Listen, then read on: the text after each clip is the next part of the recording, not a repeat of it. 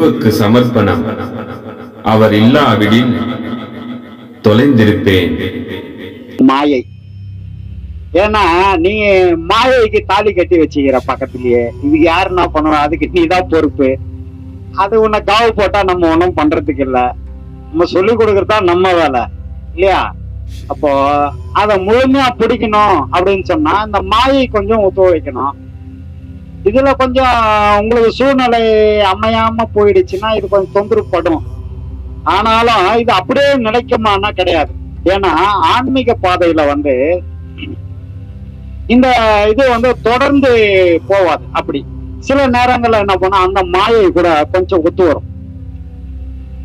ஏன்னா உனக்கு தேவையானதெல்லாம் நான் செய்துடுறேன், எக்ஸ்ட்ரா தான் வேணும், அந்த கையில ஒரு 5000 10,000 வச்சுக்கோ, தேவைன்னா வாங்கிக்கோ, 2 நாள் நான் அங்க போயிட்டு வரணும், இல்ல ஒரு நாள் போயிட்டு வரணும் அப்படின்னு சொல்லி அவங்களுக்கு ஏத்த மாதிரி.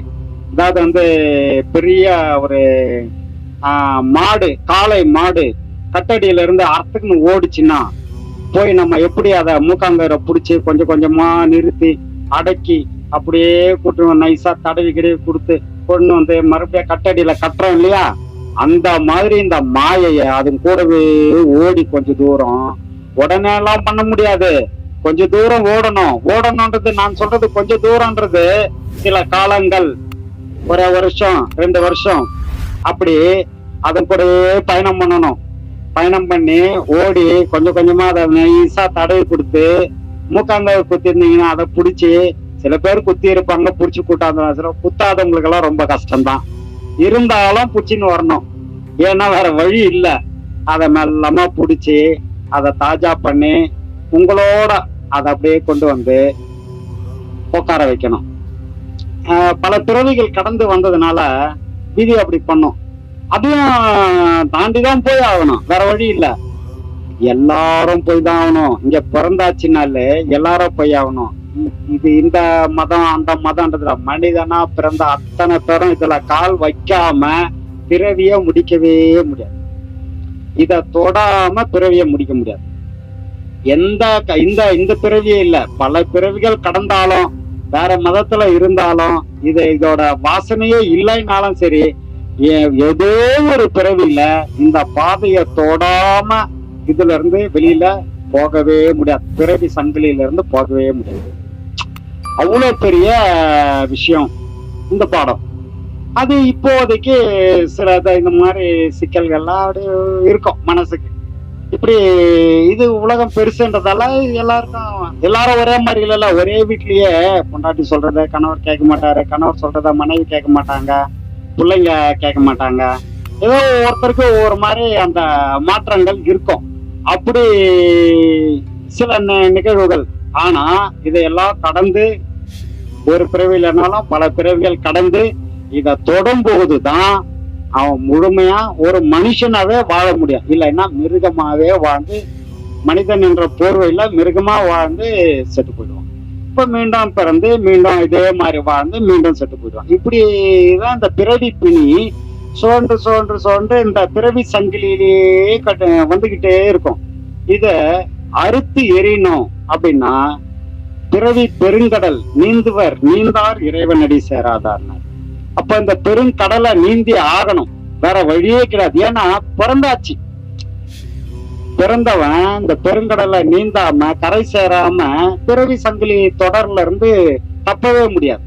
அப்போ ஏதோ ஒரு பிறவியில இந்த பிறவி சங்கிலியை அறுக்கணும்.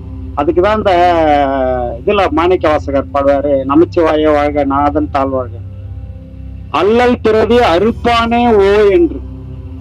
அதுல சொல்லுவார்பா, அல்லல் பிறவி, அந்த பிறவியை அறுக்கக்கூடிய மிகப்பெரிய ஆற்றல் யாருக்கு இருக்கிற ஒரே இது இந்த நமச்சிவாயன்ற 5 மந்திரத்துக்கு மட்டும்தான் உண்டு, வேற யாருக்கும் அது கிடையாது. அதுக்காக தான்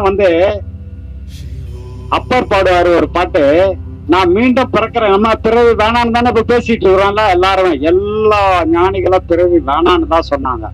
ஆனா மணிவாசக இவரு அப்பர் என்ன சொல்றாரு, குனித்த புருவமும் கொவ்வை செவ்வாயில் குமிழ் சிரிப்பும் பனித்த சடையும் பவளம் போல் மேனியில் பால் வெந்நீரும் இனித்தம் எடுத்த பொற்பாதமும்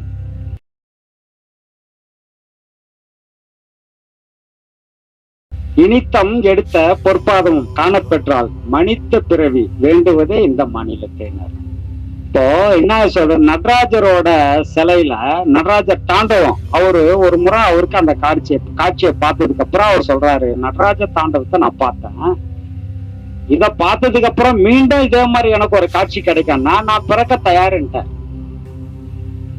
அப்போ பிறவியே எனக்கு வேணும், இப்படி ஒரு காட்சியை பாக்குற மாதிரி இருந்தான்னு கேக்குறாரு.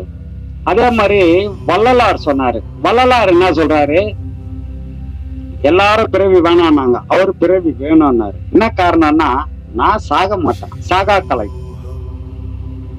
பிறவி இருக்கணும், சாக மாட்டேன். அப்ப என்ன அர்த்தம்னா, உடல் தான் அழிய போகுது, ஆன்மா அழியாது.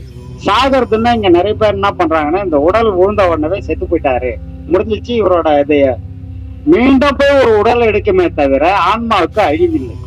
அப்போ ஆன்மா முழுமையா அழியணும்னு சொன்னா இறைவன் பாதத்துல கலந்தால் ஒழிய அது அழியாது, மீண்டும் மீண்டும் பிறவி தொடர்ந்து வந்துகிட்டே இருக்கும். அப்போ அவரு என்ன சொல்றாரு, அப்படி போய் கலக்கணும்னு சொன்னா எனக்கு பிறவிய குடுனாரு, பிறவிய குடுனாரு. பிறவி இருந்ததுன்னா தான் ஆன்மா நிலைச்சு இங்கேயே நிக்கும். ஆன்மா இங்கேயே நிக்கும், ஆனா உடல் எடுக்க மாட்டாரு. மகான் ஞானி உடல் எடுக்க மாட்டார், ஆனா ஆன்மா இருக்கும்.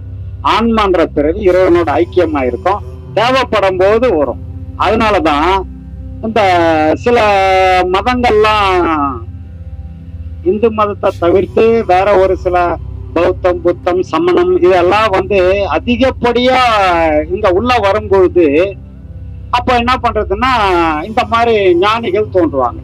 அப்ப அந்த ஆன்மாக்களுக்கு அப்ப உடலை கொடுத்து இறைவன் இங்க அனுப்புவார். ஒரு குருவா அவங்க வருவாங்க, அவங்க கடமையை சேர்ந்துட்டு மீண்டும் போய் இறைவன் கூட சேர்ந்துருவாங்க. அப்படி இருக்கக்கூடியவங்க தான் இவங்களுக்கெல்லாம் அழிவே கிடையாது. இவங்கெல்லாம் ஞானிகள், அழிவற்றவர்கள். உடல் மட்டும்தான் இங்க விட்டாங்க. அதே இப்ப வள்ளலாறுல கூட உடலை கூட விடலாம், மத்தவங்க எல்லாம் உடலை விட்டாங்க. ஆனா வள்ளலாறு உடலோட அப்படியே ஐக்கியமாயிட்டாரு. உடலை வேதியியல் மாற்றத்துக்கு உட்படுத்தி அதை ஒண்ணுமே இல்லாம ஆக்கினார். எப்படி அந்த வேதியியல் மாற்றத்துக்கு உட்படுத்த முடியுமா அப்படின்னா முடியும். சயின்டிபிக்கா அதை நிரூபிச்சிருக்காங்க நிறைய விஷயங்கள். இப்போ நம்ம பாக்குற அத்தனையும், இங்க பாக்குற அத்தனை பொருளுமே பாத்தீங்கன்னா அணுக்களின் கூட்டு. நம்ம உடலும் நிறைய அணுக்கள் ஒன்றிணைக்கப்பட்ட அணுக்களின் கூட்டு தான் நம்ம உடல். இந்த அணுக்கள் ஒன்னா பிரிச்சா இந்த உடல் ஒண்ணுமே இல்லை, இன்விசிபிள் ஆயிடும், கண்ணுக்கே தெரியாது. அப்படி பிரிச்சவர் தான் அந்த மகான் வள்ளலார். இப்ப அணுவை பிரிக்கலாம் அப்படி, இது எப்போ 2000-3000 வருஷத்துக்கு முன்னாடியே, 2030 வருஷத்துக்கு முன்னாடியே ஔவையார் திருக்குறள்ல பாமாலை அவங்க இது பண்ணி அரங்கேற்றம் பண்றாங்க. அப்போ இந்த நூலை பத்தி ஒரு பாமாலை பாடுங்கன்னா, அணுவை துளைத்து 7 கடல் புகட்டி குறுக தரித்த குறள்னு பாடினாங்க ஔவையார். அணுவை துளைத்துன்றத 2300 வருஷத்துக்கு முன்னாடி ஔவையார் சொல்லியிருக்காங்க. இன்னைக்குதான் நம்ம அணுவை பிளக்கலாம், அணுவை பிளந்து அதை ஆற்றல் ஏற்படுத்தலான்ற மாதிரி எல்லாம் இப்ப கண்டுபிடிச்சமே தவிர 2300 வருஷத்துக்கு முன்னாடியே அணுவை துளைத்து 7 கடல் புகட்டினாங்க. 7 கடலையும் அணுவை துளைச்சி அந்த ஓட்டைக்குள்ள 7 கடலையும் புகட்ட முடியும் அப்படின்றத ஔவையார் அன்னைக்கு சொன்னாங்க. அதையேதான் நம்ம இன்னைக்கு இந்த நியூக்ளியர் பாம்பு சொல்றோம்ல, ஒரு பாம்பு போட்டா ஒரு நாடே காலி, ஒரே ஒரு பாம்பு. அப்ப என்ன அர்த்தம், அந்த நாட்டையே அதுக்குள்ள வச்சுக்கிறான். என் குருவுக்கு சமர்ப்பணம். அவர் இல்லாவிடில் தொலைந்திருப்பேன்.